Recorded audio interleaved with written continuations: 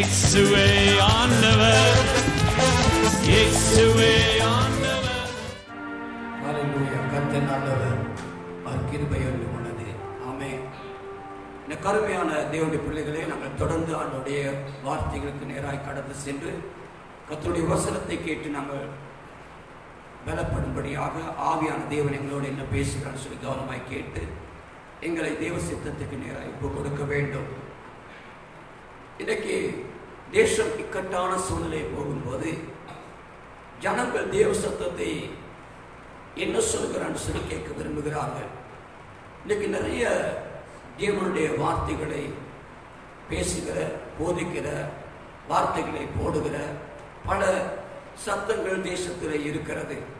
ஆவியானவர் ஒவ்வொரு ஊழியக்காரர்களை வைத்து ஒவ்வொரு விதமாய் பேசுகிறதை நாங்கள் பார்க்கிறோம். ஆனால் எல்லாமே ஜனங்களுடைய ஆறுதலுக்கு, பலத்துக்கு, நம்பிக்கைக்குரிய காரியங்களை பேசுகிறதை நாங்கள் பார்க்கிறோம். இவைகளை குறித்து பார்க்கும்போது நாங்கள் பலன் அடைகிறோம், ஆறுதல் அடைகிறோம். தேவன் எங்களுடைய இருதயங்களை தைரியப்படுத்துகிறதை பார்க்கிறோம். இவைகள் நல்ல காரியங்கள். இந்த நாட்டில் அதிகமாக தேவனுடைய சத்தத்தை கேட்பது நல்லது, ஆண்டவருடைய வார்த்தைகளை கேட்பது நல்லது, உபதேசத்திலே நிலைத்திருப்பது நல்லது. இவைகள் எல்லாம் நடந்து கொண்டிருக்கிற நேரத்திலே தேசத்தை குறித்து தேவன் என்ன வைத்திருக்கிற திட்டம், தேசத்தை குறித்து தேவன் எப்படி பார்க்கிறார், நாம் தேசத்துக்கு என்ன செய்ய வேண்டும், தேசத்தின் சித்தங்கள் எப்படி அறிந்து செயல்பட வேண்டும் என்பதை நாம் மிக தெளிவாக அறிந்து கொள்ள வேண்டும். நாட்கள் பொல்லாததாய் இருக்கிறது என் அன்பு தேவனுடைய பிள்ளைகளே. ஆகவே நீங்கள் கவனமாக தேசத்தை குறித்து அறிந்து செயல்படுங்கள். என்று சொன்னால் ஆண்டவராக இயேசு கிறிஸ்துவின் வருகை மிக சமீபமாக இருக்கிறது. அதனால் நாம் தேசத்திலே இருக்கிற சூழ்நிலைகளை ஒரு பெரிய மாற்றம் வந்துவிடும், உடனே எல்லாம் தலைக்கீழ மாறிடும் அப்படின்னு சொல்லி எதிர்பார்க்க இயலாது. என்று சொன்னால் கடைசி காலம் நெருக்கம் இருக்கத்தான் செய்யும், உபத்திரம் இருக்கத்தான் செய்யும், பாடுகள் இருக்கத்தான் செய்யும். ஆகவே தான் வேதம் சொல்லுகிறது, அக்கிரமம் மிகுதியாவதினால் அநேகருடைய அன்பு தணிந்து போகும். இன்னைக்கு பாருங்க, மனுஷன் யாரை நேசிக்கிறாங்கன்னு சொல்லி இன்னைக்கு அன்பு தணிந்து போய்விட்டது. ஏன்னா கர்த்தருடைய வருகையில் அது ஒரு அடையாளம் என்று சொல்லியிருக்கிறார். கர்த்தருடைய வருகைக்கும் உலகத்தின் முடிவுக்கும் உடைய வருகைக்கும் அடையாளம் என்ன அப்படின்னு சீசர்கள் கேட்டபோது அந்த அடையாள பட்டியலிலே அதையும் தேவன் சொல்லுகிறார். அக்கிரம மிகுதியாவதினால் அநேகுடைய அன்பு தணிந்து போய்விடும். இன்னைக்கு மனுஷன் நேசிக்கிறான்னு பாருங்க, பணத்தை தான் நேசிக்கிறான், பொருளை நேசிக்கிறான், சுயநலவாதிகளை தான் இருக்கிறான். மனுஷன் எவ்வளோ விலை கொடுத்து வாங்க முடியாம சாப்பிட இல்லாம தவிக்கிறான். பேமெண்ட்ல வேலை செஞ்சவங்க, தொழில் செய்தவங்க வேலை செய்ய முடியல, வியாபாரம் பண்ண முடியல. கூலி தொழில் அயர் ஓடினவங்களுக்கு இன்னைக்கு த்ரீவில் ஓடினவங்களுக்கு ஓட முடியல. அன்றாட கூலி தொழிலாளர்களுக்கு வேலை இல்லை. சின்ன சின்ன வியாபாரிகள் கடன் முடியாச்சு, பெரிய நிறுவனங்கள்லாம் முடியாச்சு. மனுஷனுக்கு வருமானம் இல்லை. ஆனா பொருட்களை விடைய மட்டும் எவ்வளவு கூட்டி வச்சிருக்காங்கன்னு பாருங்க. பொருட்கள் பெரிய பெரிய நிறுவனங்கள் என்ன செஞ்சாங்க, அவங்க அங்க ஸ்டோர்கள்ல பொருட்களை எல்லாம் பதுக்கி வச்சிருக்கிறாங்க. ஏழைகளுக்கு கொடுக்க மாட்டாங்க. இன்னைக்கு அவங்க சாப்பிட இல்லாம கஷ்டப்படுறாங்க, தொழில் இல்லாம கஷ்டப்படுறாங்க. அரசாங்க ஆரம்பத்தில் 5000 கொடுத்தாங்க, இப்ப 2000 இறங்கிடுச்சு. ஏன்னா அரசாங்கத்துக்கும் பணம் இல்லை. உலக நாடுகளுக்கு அவ்வளவு கடனை கட்டிக்கொள்வதற்கு டாலர் இல்ல. தேசத்துல ஏற்றுமதி இறக்குமதி வீழ்ச்சி அடைந்து விட்டது. நிறுவனங்கள் மூடி விட்டது. அவன் வசதி படிச்சு தப்பிச்சு ஓடுறான் வெளிநாட்டுக்கு. இருக்கிறவ தான் காப்பாற்ற பரிசு அவன் சாப்பிட்டு ரகசியமா தான் குடும்பத்தை காப்பாத்திட்டு ஓடுறான். ஏழை மக்களை பத்தி நினைக்கிறது யாரு நினைக்கிறது? இன்னைக்கு அரசாங்கம் காலைல ஒரு தீர்மானம் அறிவிக்குது, அன்னைக்கு ஒரு தீர்மானம் அறிவிக்குது, அடுத்த நாள் காலைல பார்த்தா அது வேற மாதிரி இருக்குது. எதை நம்புறது? நம்ப முடியாம இருக்கிறது. ஒரு செய்தியை கேட்டு இந்த செய்தியை நம்ப முடியாத சூழ்நிலை இருக்கிறது. பயங்கரமான சூழ்நிலை தேசம் போய்கொண்டு இருக்கிறது. என்ன நடக்கிறது தேசத்துக்குள்ளே? யாருக்காவது புரிகிறதா? யாருக்காவது தெரிகிறதா? ஏதாவது ஒன்று நடக்கிறதை பத்தி உணர்ந்து கொள்ள முடிகிறதா? எனக்கு அருமையான தேவனுடைய பிள்ளைகளே, தேசம் இக்கட்டான நிலைமையில் இருக்கிறது. ஆவியான தேவன் மிக தெளிவாக நம்மோடு பேசும்படி காத்திருக்க வேண்டும். இரவுகளை பகலாக்கி ஜெபிக்க வேண்டும். வேத வசனங்களை தியானிக்க வேண்டும். தீர்க்கதரிசனமான வெளிப்பாடுகளை கவனமாய் பார்க்க வேண்டும். நேற்றைய நாள் காலை செய்தி எடுத்து பாருங்க. அங்கே யாபேஸ் பட்டணம் முற்றுகை போடப்பட்டிருக்கிற நேரத்தில் ஆண்டவர் அந்த பட்டணத்துக்கு எப்படியான ஒரு விடுதலை கொண்டு வரார். தேவன் எப்படி பேசுகிறார்னு பாருங்க. தேசங்கள் மீட்கப்பட வேண்டும். இன்னைக்கு நம்மை குறித்து தேவனுடைய திட்டம் என்ன, அவர் எண்ணத்தை குறித்து பேசுகிறார் கவனமாய் பார்க்க வேண்டும். பயங்கரமான சூழ்நிலையிலே நாடு இருக்கிறது. இன்னைக்கு அவசர கால சட்டம் பிரகடனப்படுத்தப்படுகிற நிலைமையில வந்துவிட்டது. இன்னைக்கு பயங்கரம். இது யுத்த காலம் அல்ல. அது யுத்த காலத்திலே சரி ஏற்றதா இருந்தது. ஆனால் எதிர்க்கட்சி சொல்கிறார்கள், என்னத்துக்கு இந்த சட்டம் இப்பொழுது, ஏன் ஒருவர் கையில் எல்லா சட்டத்தையும் கொடுக்க வேண்டும், எல்லா அதிகாரத்தை ஏன் கொடுக்க வேண்டும் சொல்லி இன்னைக்கு எதிர்க்கட்சிகள் அநேகர் எதிர்த்து தெரிவித்தாலும் கூட இல்லை, அது நடைமுறையில் வர வேண்டும் என்று அங்கு எத்தனத்தோடு கையில் எடுத்துக் கொள்ளுகிறார்கள். யார் கேட்க முடியும்? ஒன்றும் பேச முடியாது. அன்பு தேவ பிள்ளை, மருத்துவர்கள் அழுகிறார்கள், அங்கலாய்க்கிறார்கள், காப்பாற்ற முடியவில்லை. நீங்க மருத்துவ உங்களை பாதுகாத்துக் கொள்ளுங்க. மருத்துவமனைக்கு வந்தால் உங்களை காப்பாற்ற முடியாது. நீங்க அங்க வந்து அழுகுறீங்க, காப்பாற்றுங்க. நாங்கள் என்ன செய்ய? நாங்கள் கடவுள் அல்ல. நாங்களும் ஒரு 5-6 வருஷம் படித்து விட்டுதான் இவர்களை கற்றுக்கொண்டுதான் அவங்களுக்கு சிகிச்சை அளிக்கணும். ஆனால் எங்களால் முடியவில்லை. தேசம் அங்கலாய்க்கிறது. தேவ ஜனமே, நானும் நீயும் என்ன செய்து கொண்டிருக்கிறோம்? ஒரு வசனத்தை போட்டா, ஒரு வார்த்தையை சொல்லிட்டு, ஆறுதலான வார்த்தையை சொல்லிட்டா சரி அப்படி நினைக்கிறோமா? கர்த்தருடைய சித்தம் என்ன புரிந்துக்கோ. தேவ சித்தம் என்னென்று புரிந்து கொண்டு வாழணும். நாகும் புஸ்தக தீர்க்கதரிசியாகிய நாகும் புஸ்தகத்தை எடுத்துக்கொள்வோம். நாகும் தீர்க்கதரிசி நினைவே பாரத்தை குறித்து பேசும்படி கர்த்தர் எழுப்புகிறார். இன்னைக்கு நமக்கு தேசத்தை குறித்து பாரம் இருக்க வேண்டும். ஒரு சிலருக்கு எச்சரிப்பின் பிரசங்கெல்லாம் பிடிக்காது, கண்டிப்பெல்லாம் பிடிக்காது, எச்சரிப்பின் தீர்க்கதரிசனம் பிடிக்காது. நல்லா ஆறுதலா சந்தோஷமா இல்ல கடவுள் தேசத்தை மாற்றிடுவார் இப்படி செய்ய போற சொன்னா பிடிக்கும். தேசம் இன்னும் முற்றுகை போடப்பட்டிருக்கிறது. முடிவு பரியந்த நிலைத்திருப்பனை ரட்சிக்கப்படுவான். முடிவு பரியந்த நிற்க வேணும். நாகம் புஸ்தகத்திலே தீர்க்கதரிசியை எழுப்பி ஆண்டவர் நினைவேக்கு தேவன் செய்யும் காரியங்களை குறித்து பேசுகிறார். முதல் 2 வசனத்தை வாசிங்க. 1ஆம் அதிகாரம். நினைவேயின் பாரம் எல்கோசான் ஆகிய நாகூமின் தரிசன புத்தகம். கர்த்தர் எரிச்சலுள்ளவரும் நீதியை சரிக்கட்டுகிறவருமாகிய தேவன். கர்த்தர் நீதியை சரிக்கட்டுகிறவர். உக்கிரக கோபம் உள்ளவர். கர்த்தர் தம்முடைய சத்துருக்களுக்கு பிரதிபலன் அளிக்கிறவர். அவர் தம்முடைய பகைஞருக்கு கோபத்தை வைத்து வைத்திருக்கிறார். ஆண்டவர் பிரதிபலன் அளிக்கிற தெய்வம். ஒரு சில காரியங்கள் அவர் நீதியை சரிக்கட்ட வேணும். அவருடைய வருகைக்கு முதல்ல அவர் அந்தந்த தேசத்துக்கு நீதியை சரிக்கட்ட வேணும். அந்தந்த மனுஷனுக்கு நீதியை சரிக்கட்ட வேணும்.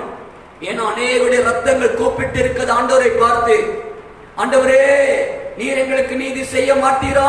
வெளிப்படுத்தல் புஸ்தகம் சொல்லுகிறது, அநேக ரத்த சாட்சியுடைய ரத்தம் பணிப்பிடத்துக்கு முன்பதாக நின்று தேவனை நோக்கி கூப்பிடுகிறதாம். ஆண்டவரே நீர் எவ்வளவு காலத்துக்கு மௌனமாக இருப்பீர், நீர் நீதி செய்ய மாட்டீரா என்று சொல்லி பணிப்பிட தண்டையிலே ரத்த சாட்சியுடைய அந்த மனிதனுடைய ரத்தம் கூப்பிடுகிறது என்று வெளிப்படுத்தல் புஸ்தகம் சொல்லுகிறது.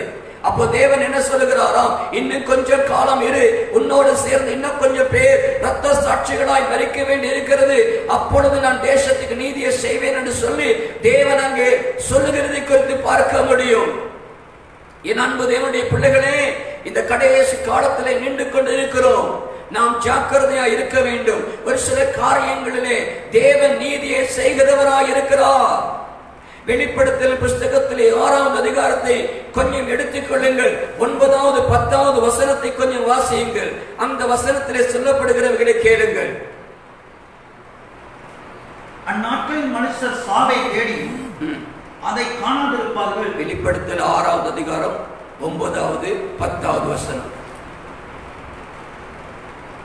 அவர் 5ஆம் முத்திரையை உடைத்த போது தேவ வசனத்தின் நிமித்தமும் தாங்கள் கொடுத்த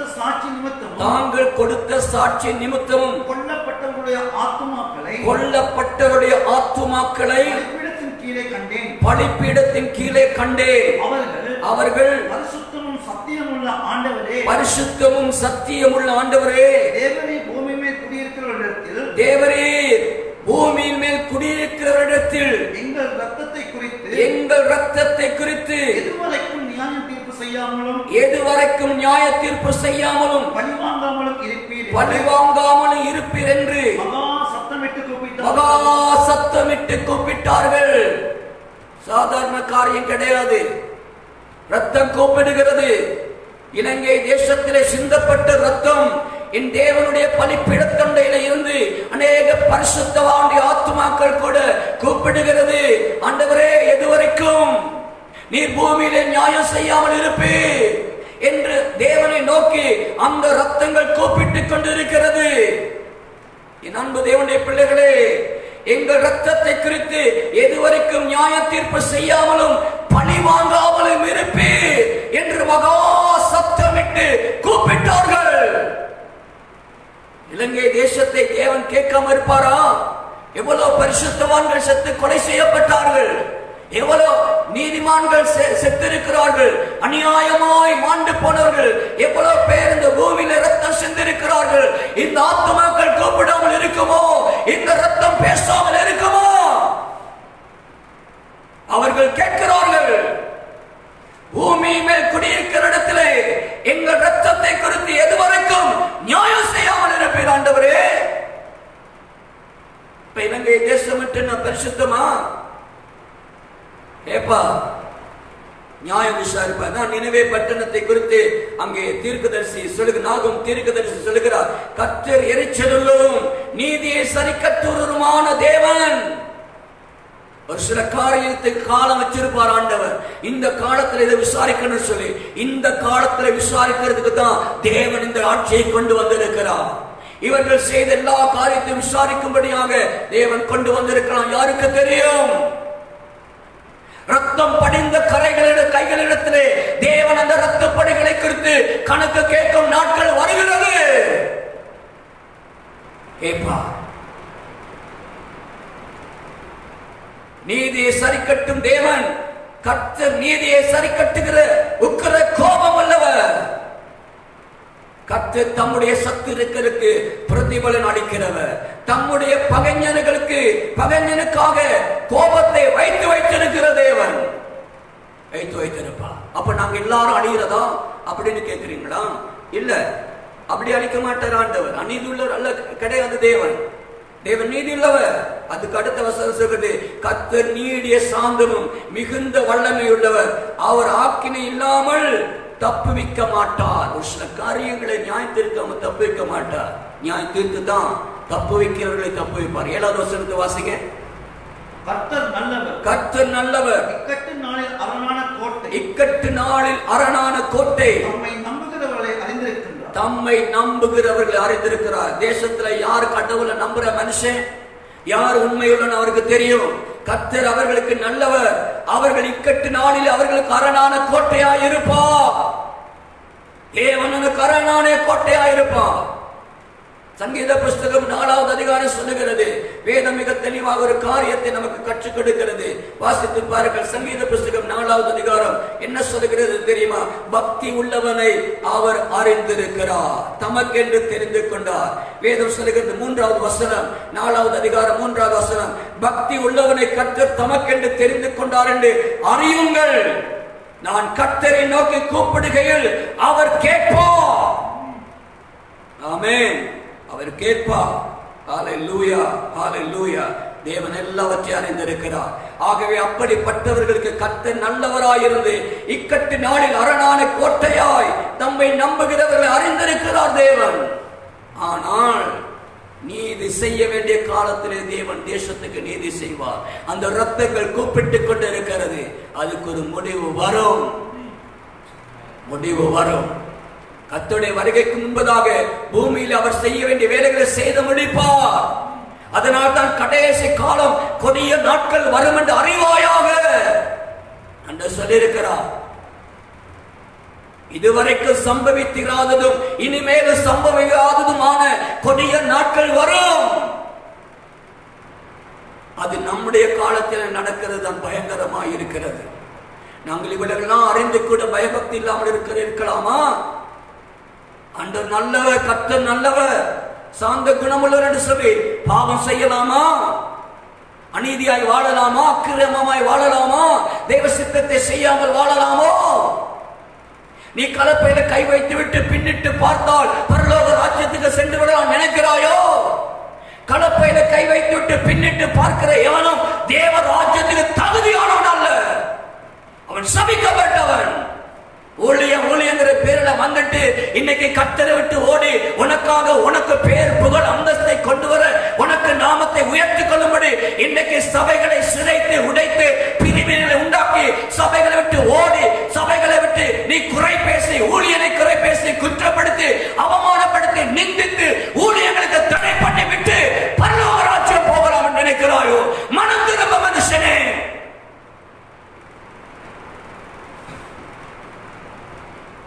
அந்த ஊழியக்காரன் வடித்த ரத்த கண்ணீருக்கு தேவன் பதில் கேட்பார். ஊழியக்காரன் ஒவ்வொரு கண்ணீர் துளிகளும் ரத்தம், அந்த ரத்தம் சேர்க்கப்பட்டிருக்கிறது துருத்தியிலே. கர்த்தர் கணக்கு கேட்பார். மனம் திரும்பு, நீயும் மாறிக்கொண்டு போக முன்பதாக மனம் திரும்பு. இஷ்டம் போல சபைகளை உடைத்துக் கொண்டு போகையும் இது என்ன உங்களுடைய வீடுகளோ?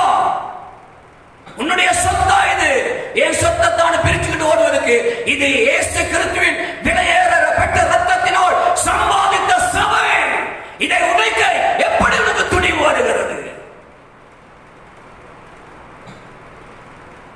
சபைகளை உடைத்துக் கொண்டு போகிறவர்கள் மன்னிப்பு கேளுங்கள். தரிசனங்களை விட்டு ஊழியம் விட்டு நிற்க வேண்டிய இடத்துல நின்று ஊழியத்தை செய்யாமல் போனவனே மனம் தரும். இந்த காலத்தில்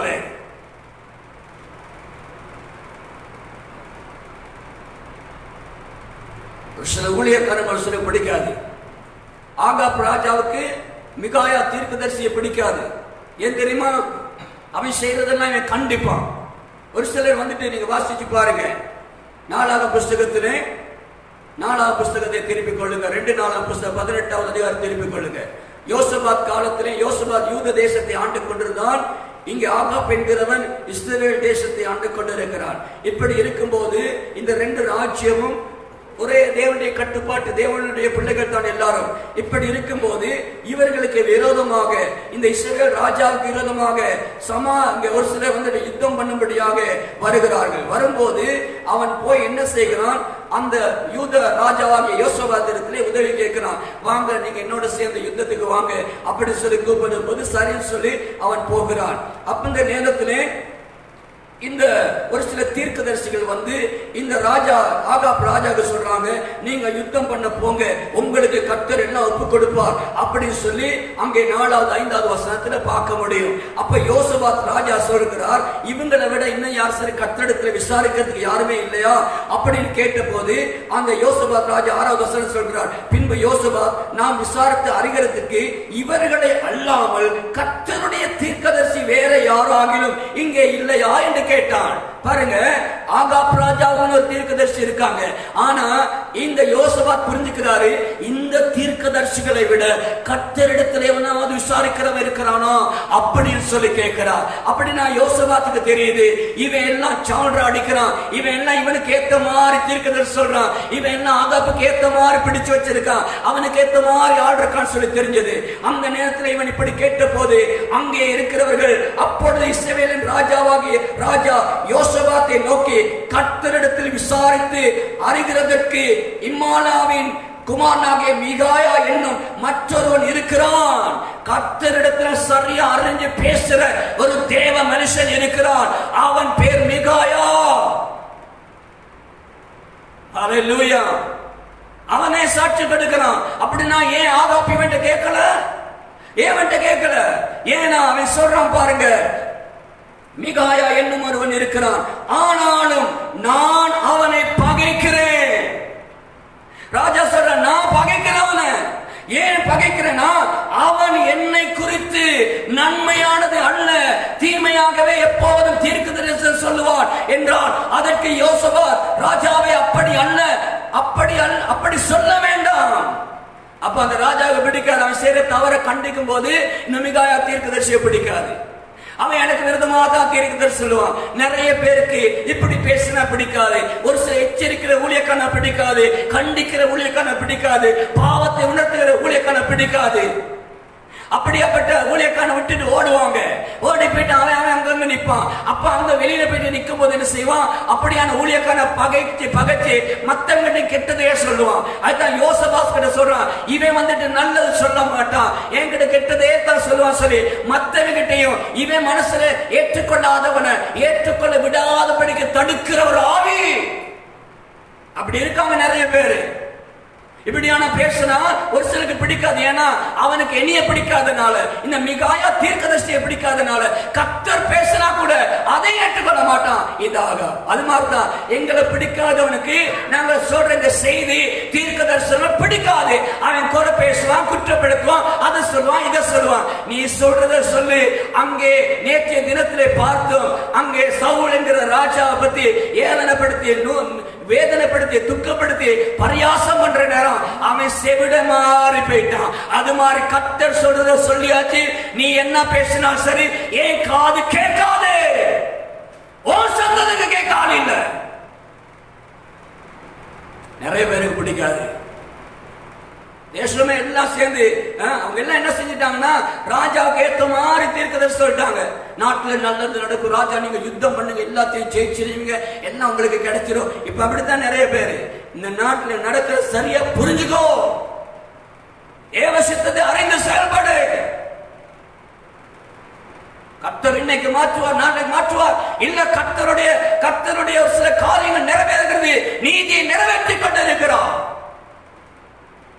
அப்ப ஏன் ஜெபிக்கணும் நீங்க சொல்லலாம். இல்ல, அரணுக்குள் இருக்க வேண்டிய அரணுக்குள் இருக்க வைக்கிறது நம்முடைய வேலை.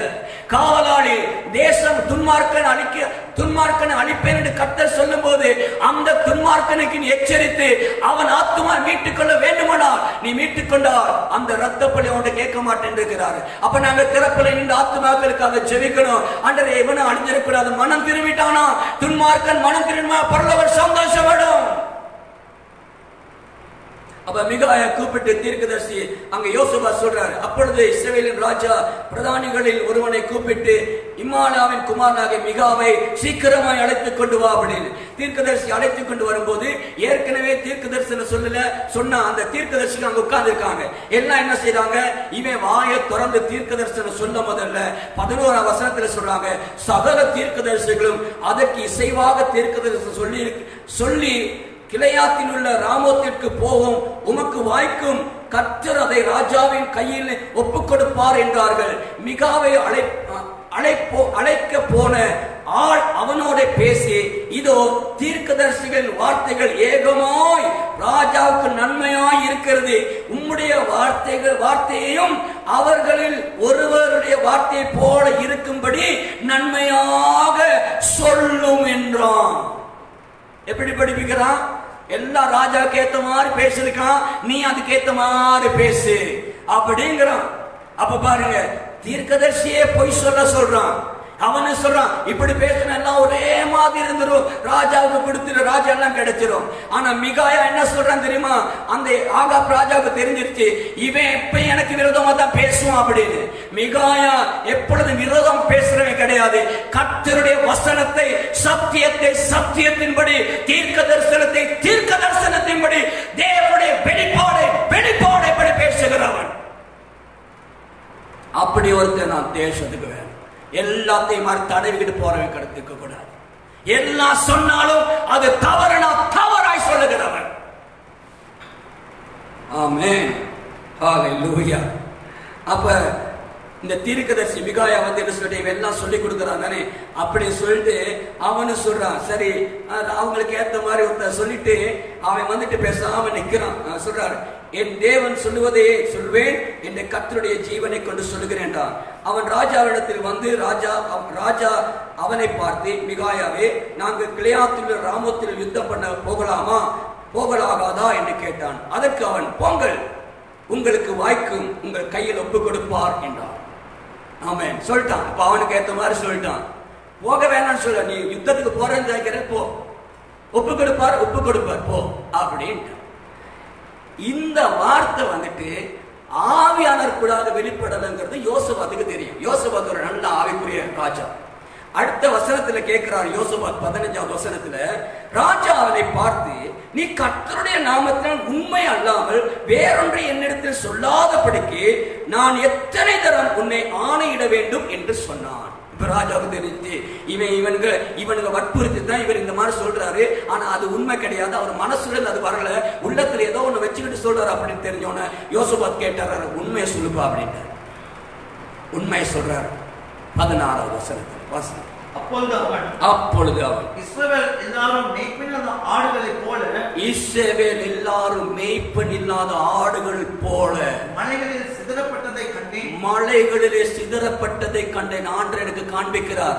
மேய்ப்பு இஸ்ரவேலர்கள், யூதர்கள் இல்ல, இஸ்ரவேலர்கள். அப்படின்னா ஆகாப் ராஜாவுடைய ஆளுகைக்குள்ள இருக்கிற ஜனங்கள்னா மேய்ப்பன் இல்லாத ஆடுகளை போல மலைகளிலே சிதறப்பட்டதை கண்டேன்.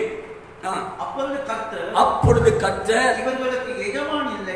அப்பதான் சொல்றாரு, இவர்களுக்கு எஜமான் இல்லை. ஏற்கனவே எஜமான் இருக்கிறாக. ஆனா யுத்த காலத்துக்கு போன பிறகு கர்த்தர் சொல்றாரு, இவர்கள் மேய்ப்பன் இல்லாத ஆடுகளை போல சிதறடிக்கப்படுகிறார்கள், இவர்களுக்கு எஜமான் இல்லை. வாசிங்க. அவரவர் தம் தம் வீட்டுக்கு சமாதானத்தோட திரும்ப கடவுள் என்றார். எஜமான் வழியில் அங்க முடிஞ்சிருவாரு, நீ இனி சமாதானத்தோட போயிரு வீட்டுக்கு அப்படின்னு. ஆமென். இத சொன்னவன உள்ளவர்களுக்கெல்லாம் பத்தி எரியுது. ஹalleluya. பத்தி எரிஞ்சவன சொல்றாரு. ஒரு தீர்க்கதரிசி வந்து சொல்றான் பாருங்க எப்படி சொல்லி. வாசிங்க 22வது வசனம். ஆனதினால் 23 வாசிங்க. அப்பொழுது கெனானாவின் குமாரனாகிய சிதேக்கியான்னு ஒரு தீர்க்கதரிசி வர்றார். அவர் தான் அங்க பிரதான ஆளா இருக்காரு. சிதேக்கியா கிட்ட வந்து மிகாயாவை கன்னத்தில் அடித்து, கர்த்தருடைய ஆவி எந்த வழியாய் என்னை விட்டு உன்னோட நீ ராஜாவை கொன்றுவேன் ஆண்டவர் சொல்றேன், கன்னத்தில் அடிச்சுட்டு சொல்றான். எவ்வளவு கோவம் ராஜாவுக்கு சப்பட்டி, ஒரு ராஜாவுக்கு சால்ற அடிக்கிறவரு தீர்க்கதரிசி. நிறைய பேர் அப்படி இருக்காங்க. மனுஷனுக்கு ஏற்ற மாதிரி, அவனுக்கு ஏற்ற மாதிரி, இவனுக்கு ஏற்ற மாதிரி தீர்க்கதை சொல்லிட்டு பணத்தை வாங்கிட்டு, பேரை வாங்கிட்டு, புகழை வாங்கிட்டு, அவன் காணிக்கை வாங்கிட்டு, அவன் வஸ்திரத்தை வாங்கிட்டு, அவன் வீட்டில் படுக்க போட்டு தூங்குறதுக்கும் சாப்பாடு கொடுக்கறதுக்கும் இதுக்காக தீர்க்கதரிசி வீடு வீடா இருக்கிறாங்க. நாட்டை பாரு, தேசத்தை பாரு. கிட்ட வந்து மிகாவை கன்னத்தில் அடித்து, கர்த்தருடைய ஆவி எந்த வழியாய் என்னை விட்டு உன்னிடத்துல பேசும்படி வந்தது. நான் இருக்கிறேன் தேசத்தை இத்தனை வருஷம் ஊழியக்கான இருக்கிறேன், ராஜாட்ட நிற்கிறேன். ராஜாவோட பக்கத்தில் இருக்க எத்தனை நாள் ராஜா என்கிட்ட தான் கேட்பாரு, என்கிட்ட சொல்லாத ஆண்டவர் அவன்கிட்ட எப்படி சொல்ல வந்தார், எந்த வழியா வந்தார் ஆண்டவர். ஹalleluya. இன்னைக்கு நிறைய பிரச்சனை தான். அந்த மிகாயா கன்னத்தில் அடி வாங்கிட்டு எதிர்த்து பேச ஒரு தீர்க்கதரிசி அவனுக்கு சொல்றார், நீ ஒளித்துக்குள்ள உள்ளறையில் பதுங்கும் போது அந்த நாளில் அதை காண்பாயிட்டான். நீ என்னைக்காவது ஒளிய பொறுப்பாரு, ஒளியிற நேரம் அது உனக்கு நடக்கும். நான் சொன்னேன்னு புரிஞ்சுக்க அப்படி. அப்ப ராஜா என்ன சொல்லிட்டாரு, ராஜா சொல்றாரு, இதைத்தான் நான் சொன்னேன், இவன் எப்ப பார்த்தாலும் எனக்கு விரோதமா சொல்லுவான் அப்படின்னு சொல்லி எல்லாரும் அங்க அவனை குறிச்சு பிரச்சனைப்படுத்திட்டு அவனை கொண்டு போயிட்டு சிறைச்சாலையில வைக்கும்படியாக சொல்றாங்க இல்லையா. அப்ப ராஜாவுக்கு சொல்றான், நீங்க போயிட்டு சமாதானத்தோடு வந்தா கர்த்தர் என்கிட்ட பேசலன்னு நினைச்சுக்கிறீங்க, ஆனா நீங்க வராட்டி கர்த்தர் எனக்கு சொன்னாலும் நினைச்சுக்கிறீங்க அப்படிங்க. ராஜா என்ன செஞ்சிட்டாரு, இஸ்ரவேலின் ராஜா அடுத்த வேஷம் மாறி போறாரு யுத்தத்துக்கு. ராஜாவா போனதை அடிப்பான். அதனால 29 வசனத்துல வேஷம் தரித்து வேற வேஷம் போட்டு அவர் போறார். யுத்தத்துக்கு போகும்போது அங்க யார் ராஜாவா இருக்கிறது, யோசபாத் இப்ப ராஜாவா தென்படுறாரு. அப்ப எதிராளிகள் எல்லாம் மும்முரமா யுத்தம் நடக்கிறது. யுத்தம் நடத்தி கொண்டு இருக்கும் போது இந்த இஸ்ரவேலின் இந்த யோசபாத் ராஜாவுடைய சேனை அந்த ரதத்தை எல்லாரும் சூழ்ந்து கொண்டாங்க. எல்லாரும் சூழ்ந்து கொள்ளும் போது 31 வசனத்திலே, ஆதலால் ரதங்களின் தலைவர் யோசபாத்தை காண்கையில் இவன் தான் இஸ்ரவேலின் ராஜா என்று சொல்லி யுத்தம் பண்ண அவனை சூழ்ந்து கொண்டார்கள். அப்பொழுது யோசபாத் கூக்குரலிட்டு கூக்குரலிட்டான். கர்த்தர் அவனுக்கு அனுசரியாயிருந்தார். ஆமென். அப்ப எல்லாரும் இவன் தான் ராஜாவை சூழ்ந்துக்கிட்டாங்க எதிராளிங்க. ஏன்னா இஸ்ரவேல் ராஜாவை தான் கொல்ல வந்திருக்காங்க. இவனை சூழ்ந்த உடனே யோசபாத் என்ன செய்ய ஆண்டவர் நோக்கி கூப்பிட்டான். உடனே ஆண்டவர் அவனுக்கு அனுசரையா உதவியாய் வந்து அவர்கள் அவனை விட்டு விலகும்படி தேவன் செய்தார். அவன் போயிட்டான். இவன் எல்லாம் நம்ம தேடி வந்த ராஜா, இவன் எல்லாம் நமக்கு கொல்ல வேண்டிய ராஜா அப்படின்னு போயிட்டான். அந்த நேரத்தில் அவர் யாருன்னு கண்டுபிடிக்க முடியாது இல்லையா? அப்ப தீர்க்க தரிசனம் பொய்யாகிடுமா? நீ வேஷம் போட்டு இருந்தாலும் கர்த்தர் சொன்ன தீர்க்க தரிசனம் நிறைவேறிய தீரும். 32வது வசனத்திலே நிறைவேறுகிறது. வாசிங்க. இவன் இஸ்ரவேலின் ராஜா அல்ல என்று, இவன் இஸ்ரவேலின் ராஜா அல்ல என்று ரதங்களின் தலைவர்கள் கண்டபோது, ரதங்களின் தலைவன் கண்டபோது அவனை விட்டு திரும்பினார்கள். யோசபாத்தை விட்டு திரும்பினார்கள். அடுத்தது, ஒருவன் நினையாமல் வில்லை நாணேற்றை எய்தான். ஒருவன் நினையாமல், அவன் நினைச்சு வேணா ராஜான்னு தெரியாது, நினையாமல் வில்லை நாணேற்றி எய்தான். அது இஸ்ரவேலின் ராஜாவுடைய கவசத்தில் சந்துக்கிக்கு அண்டையிலே பட்டது. அது இஸ்ரவேலின் ராஜாவுடைய கவசத்தில் சந்து துவக்கி அண்டையிலே பட்டது. அப்பொழுது அவன் தன் சாரதியை பார்த்து, திருப்பி என்னை ராணுவத்துக்கு அப்பால் கொண்டு போ. வேஷம் போட்டு வந்தாலும் தேவன் அடிச்சார், அடி சரியா நடக்கும். அதான் தீர்க்கதரிசி சொல்லிட்டாரே, பொய்யா தீர்க்கதரிசி நம்பி யுத்தத்துக்கு போற சொல்லிட்டா நீ போனா செத்துருவானு கேட்கல, வேஷம் மாதிரி போறியா, தேவன் அடிச்சார். இந்த தீர்க்கதரிசியை பிடிக்காது. ஒரு சிலருக்கு நம்மளை பிடிக்காது. அவர் என்ன சொல்றது, இந்த நாள் இப்படித்த அப்படிமா, இந்த நாளும் அப்படி கிடையாது. காலத்தை பார், கவனமாயிரு, கவனமாயிரு. எரேமியா தீர்க்கதரிசி ஒரு சிலருக்கு பிடிக்காது. அவர் எச்சரிப்பார், செய்யறதுக்கு மாறாதான் பேசுவார். அது தேவன் சொல்றாரு, ஒன்றும் பண்ண முடியாது. பிடிக்காத ஒரு சிலருக்கு. அப்போ நினைவே பட்டணத்துக்கு அதுதான் ஆண்டு அநேகருக்கு நீதி செய்ய வேண்டியிருக்கு. இந்த நாட்டிலையும் கூட நம்ம தேசத்துடைய கூட சில காரியங்கள் வருகைக்கு முதல்ல தேவன் விசாரிக்க இருக்கு, சுத்திகரிக்க பண்ண இருக்கு. இந்த மாதிரி ஒன்று வராட்டி இவ்வளவு ஜெபம் நடக்குமா? இவ்வளவு ஜனங்களை கடவுளுக்கு பயப்படுவாங்களா? பரிசுத்தவான்கள் தங்களை திருத்திக் கொள்வாங்களா? வீட்டுக்கு உட்கார்ந்து குடும்பத்துக்காக ஜெபம் பண்ணுவாங்களா? எத்தனை பேர் குடும்பத்தில் ஐக்கியப்பட்டிருக்காங்க தெரியுமா? எத்தனை பேர் இழந்து போன ஜெபாவை பெற்றுக் கொண்டிருக்காங்க தெரியுமா? எத்தனை பேர் திரும்ப தன்னுடைய தவறுகளை உணர்ந்து கர்த்தருக்கு ஊழியத்துக்கு ஒப்புக் கொடுத்திருக்காங்க தெரியுமா? எத்தனை பேர் தவறுகளை சரிப்படுத்திருக்காங்க தெரியுமா? எத்தனை பேர் தேவனுடைய வருகைக்கு ஆயத்தமா இருக்காங்க தெரியுமா? எத்தனை பேர் தாங்கள் போன வழி தப்பென்று உணர்ந்திருக்காங்க தெரியுமா? இந்த சூழ்நிலை வராமல் இருந்தால் நிலைமை எப்படி இருந்திருக்கும்?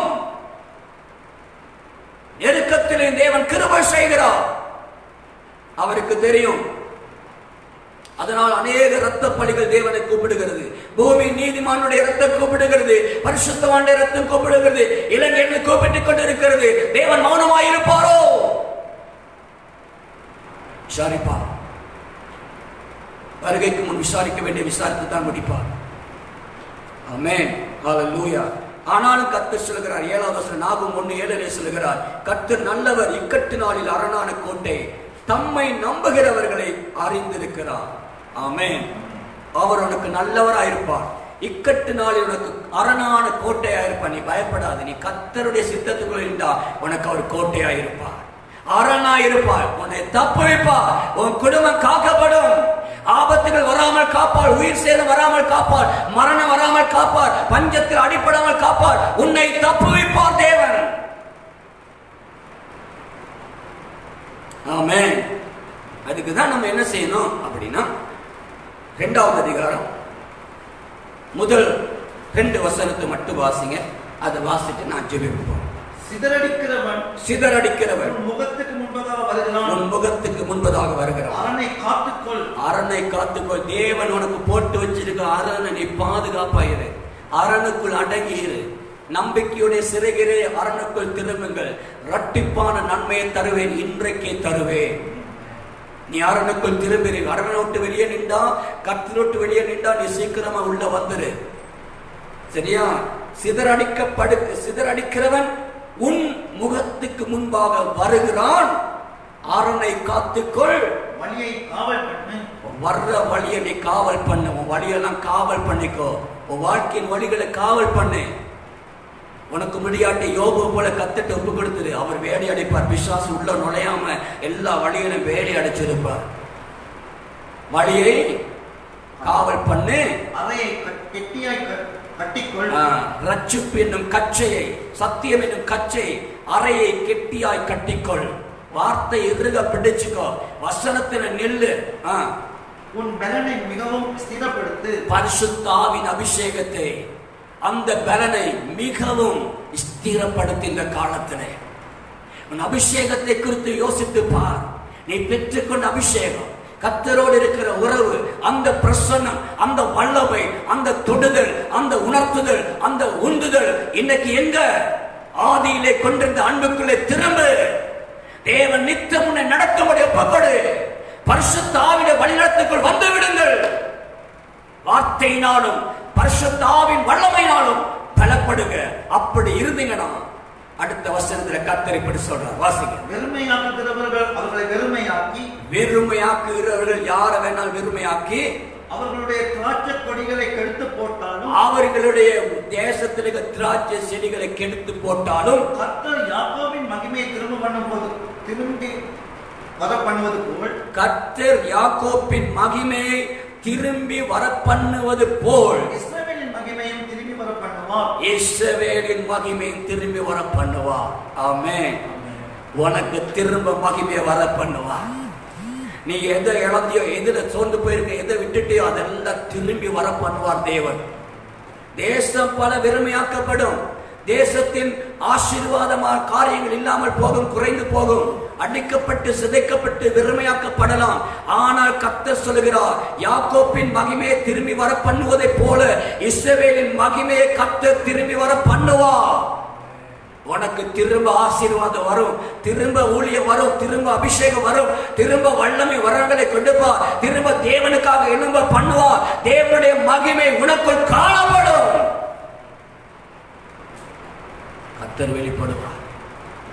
நீ செய்ய வேண்டியது ஒண்ணு என்னன்னா, சிதறடிக்கிற உன் முகத்துக்கு முன்பதாக வருகிறான். உனக்கு நேரா தான் வரும், உனக்கு நேரம் வருவான், உன் குடும்பத்துக்கு நேரம் வருவான், உன் தொழிலுக்கு நேரம் வருவான், வியாபாரத்துக்கு நேரம் வருவான், ஆவிக்குரிய ஊழியத்துக்கு நேரம் வருவான், ஊழியத்துக்கு நேரம் வருவான், எப்படினாலும் வருவான். உன் முகத்துக்கு நேரம் வருவான்.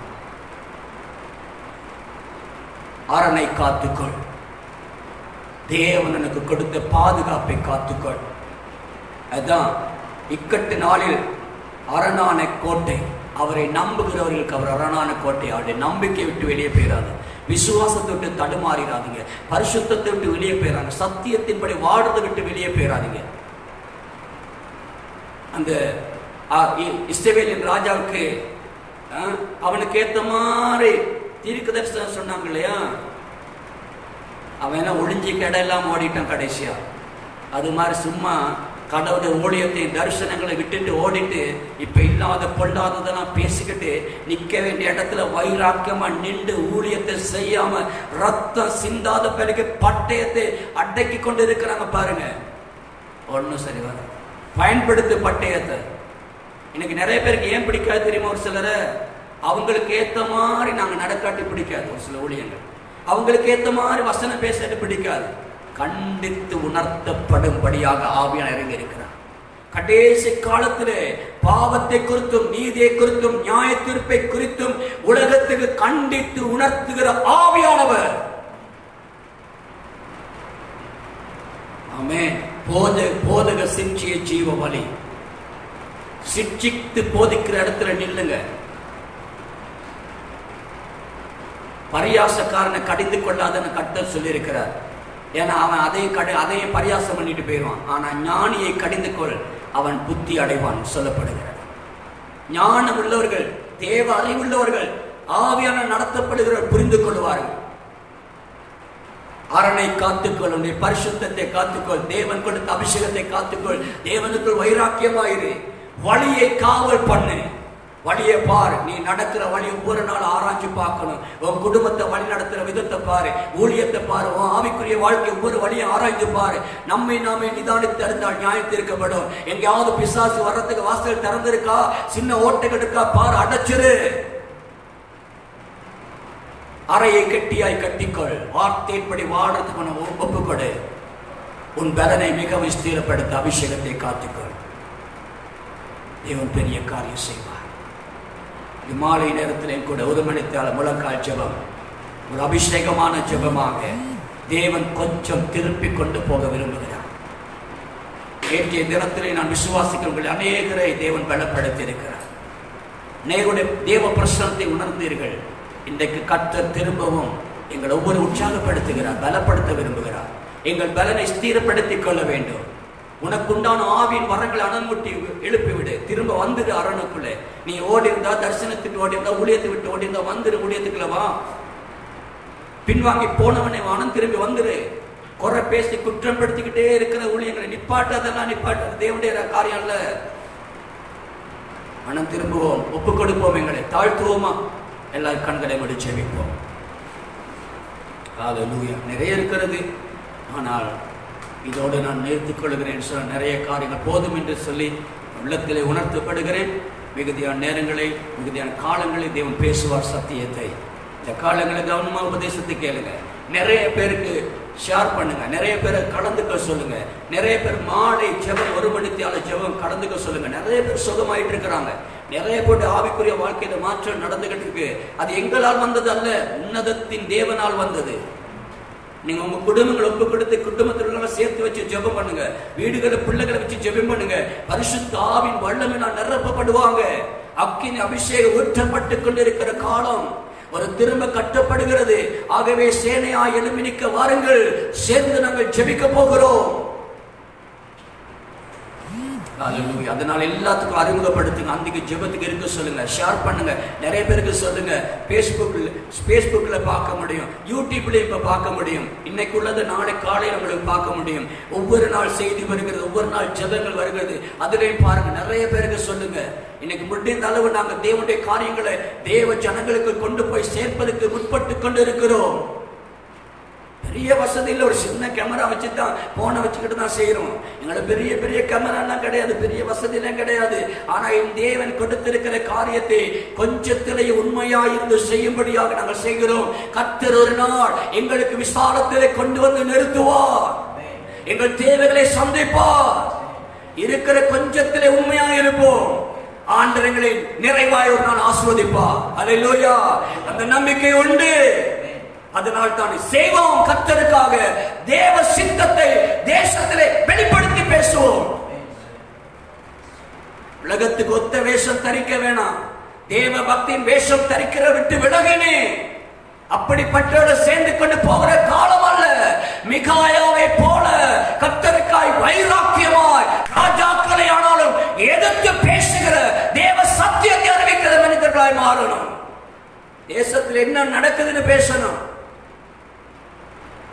வெறுமையாக்கிற உன்முகத்துக்கு நேராக வர்றான். உன் அரணை காத்துக்கொள், உன் பலனை ஸ்திரப்படுத்து, உன் வழிகளை காத்துக்கொள். யாக்கோப்புக்கு வந்த மகிமையை இஸ்ரவேலுக்கு திரும்பி வர பண்ணுவார். இரும்பு ஒரு மகிமை வரும். கடைசி காலத்தில் ஒரு மகிமை ஆவி ஊற்றப்படும். மாமிசமான யாவர் மேலும், கடைசி நாட்களிலே மாமிசமான யாவர் மேலும் என் ஆவி ஊற்று சொன்னார் இல்லையா, அது ஊற்றப்பட்டு கொண்டிருக்கிற காலம். அதனால தேசத்துல இயற்கை அனர்த்தங்கள் வராம நிற்காது, வரும். நம்ம ஜெபிப்போம், அது வர முதல்ல ஜெபிக்க சொல்றாரு. பெரிய காற்றினாலே நம்ம தேசத்துக்கு பாதிப்பு இருக்கிறது. பல இடங்களை பூமி எதிர்ச்சி கேள்விப்படுவீங்க நீங்க. வெள்ளத்தினாலே பாதிப்புகள் வரப்போகிறது. மின்னல், இடி மின்னல் தாக்கங்கள். இன்னைக்கு ஒரு மாசத்துக்கு ஒரு 3-4 கிழமை முதலே ஆண்டு சொன்னார், இடி முழக்கங்கள் நிமித்தம் தேசம் எச்சரிக்கப்படும். அப்பவே சொல்லிட்டார் ஆண்டவர். அதன் தாக்கங்கள், விளைவுகளை சந்திக்க போகிறார்கள் தேசம். இனி வரும் நாட்களில் கர்த்தர் அப்படியும் பேசுவார். ஏன் இவ்வளவு அழிக்கிறார் ஆண்டவர், ஏன் இவ்வளவு செய்யறாரு அப்படின்னு கேட்கிற நீ முழங்கால் போட்டு ஜெபி, உனக்கு பதில் கர்த்தர் சொல்லுவார்.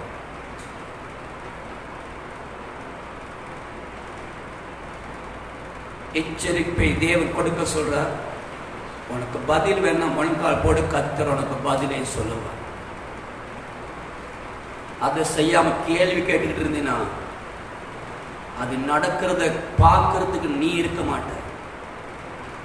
மனம் திரும்பி ஜெபம் பண்ணும். பரிசுத்தம் உள்ள தேவனே, பிள்ளைகள் எல்லாம் ஆசீர்வதிக்க ராஜா. இந்த ஜெப நேரத்தில் கடந்து கொண்ட சகல ஜனங்களின் ரத்தத்தினால் மூடுங்க ஆண்டவரே. தகப்பனே, நாகும் தீர்க்கதரிசி கூடாக நீங்க பேசும்போது 1-7 கர்த்தர் நல்லவர், இக்கட்டு நாளில் அரணான கோட்டை, தம்மை நம்புகிறவர்களை கர்த்தர் அறிந்திருக்கிறார். இந்த நாளும் கர்த்தர் தீர்க்க தரிசனமான வார்த்தையின்படி ஆண்டவரே உம்முடைய பிள்ளைகளுக்கு நீர் நல்லவராய் வெளிப்படுவீராக. அவர்களுக்கு வந்திருக்கிற இக்கட்டிலே தேவனே நீர் அரணாய் இந்த நாட்களில் நிற்பீராக ஆண்டவரே, கோட்டையாக இருப்பீராக ஆண்டவரே. ஆபத்துகள் பொல்லாப்புகள் நெருங்காதபடிக்கு என் தேவனுடைய அரணினாலே பாதுகாத்துக் கொள்ளுவீராக. உம்முடைய இரத்த கோட்டைக்குள்ளே மூடி மறைத்துக் கொள்ளுவீராக. தீங்கு அணுகாதபடி காத்துக் கொள்ளுவீராக. அநியாயமாய் ஒருவன் கூட மாண்டு போகாதபடிக்கு இந்த நாட்களில் மனம் திரும்புதலை உம்மை நம்புகிறவர்கள் யார் உண்மையாய் நம்புகிறார்களோ அவர்கள் ஒவ்வொரு பாதுகாப்பு உண்டாவதாக. தேவனே நீர் கிருபை செய்வீராக. திரும்ப அவருடைய தகப்பனை அறையை கெட்டியாய் கட்டிக்கொண்டு அவருடைய பலனை ஸ்திரப்படுத்திக் கொள்ளும்படியாக, அபிஷேகத்தை காத்துக் கொள்ளும்படியாக, ஆவின் அனல் கொண்டு எழும்பும்படியாக, சத்திய வசனத்தினால் தங்கள் வாழ்க்கையை கட்டிக் கொள்ளும்படியாக, என் தேவன் வழி நடத்தும்படியாக ஒரு வல்லமை வீடுகள் தோறும் தனிப்பட்ட நபர்கள் மீதும் எல்லா ஜனங்கள் மீதும் தேசத்தின் மீதும் ஊற்றுவீராக ஆண்டவரே.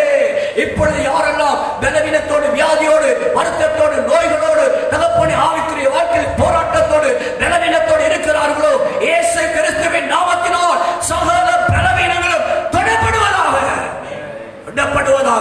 பொல்லாத ஆவிகள், பாவத்தின் வல்லமைகள், சாபத்தின் வல்லமைகள், பரம்பரையின் ஆவிகள் இன்று உலக ஆசை இச்சைகளிலே கட்டப்பட்டு உலக சிநேகத்தோடு பின்னி பிணைந்திருக்கிற தேவ ஜனங்கள் இயேசுவின் நாமத்தினால்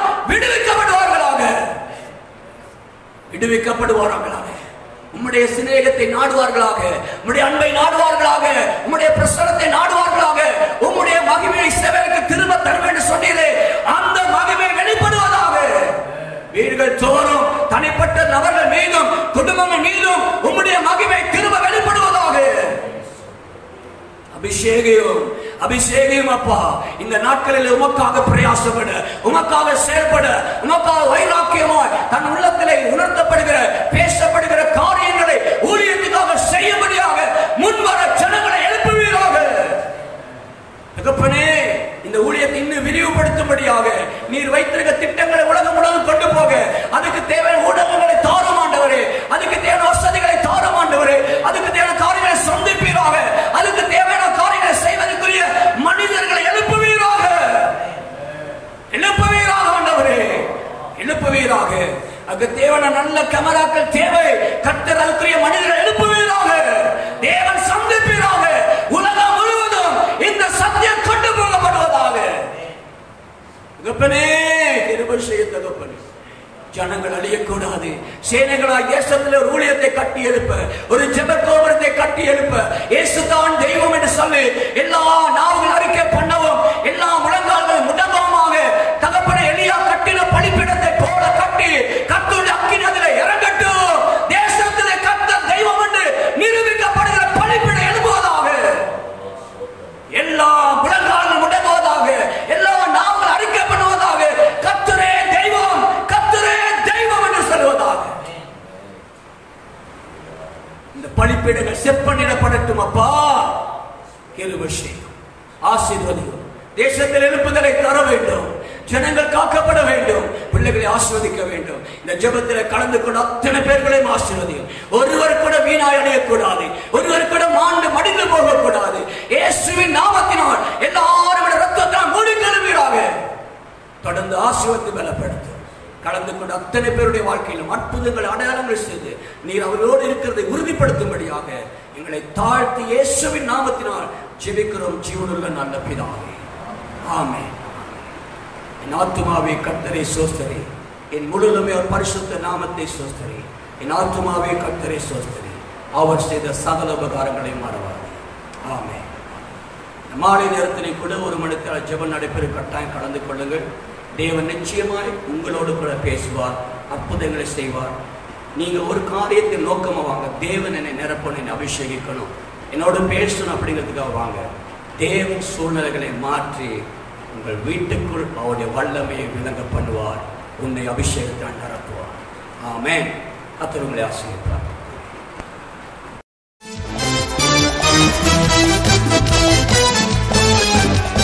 இயேசுவே ஆண்டவர், இயேசுவே ஆண்டவர், இயேசுவே ஆண்டவர்.